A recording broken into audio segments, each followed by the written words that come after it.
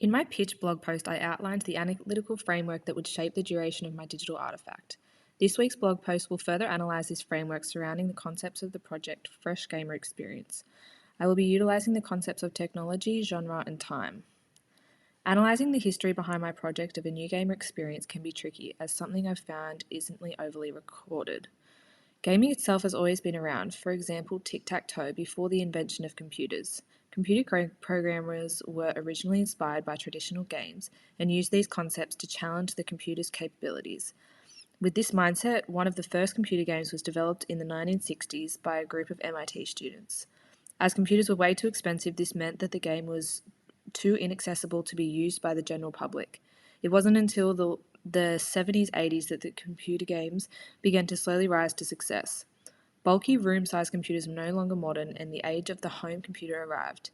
In 1985, a small Japanese company released the first Nintendo Entertainment System, surpassing success on all previous computer games. Video games found a firm foothold and continued until the present day. Technology, genre, and time are the concepts of analytical framework that shape the way we can view a fresh gamer experience. From the perspective of time, the other concepts adapt around this model. For example, the invention of the Nintendo in 1985 was situated around the availability of the technology at the time, which internally creates a relationship between the two concepts. By aligning with this genre, the understanding of timing and technology can shape the availability and creation of various genres.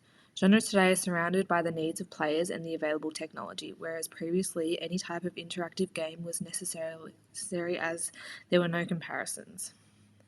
If we view technology, genre, and time through a different lens, we can understand it from a different perspective.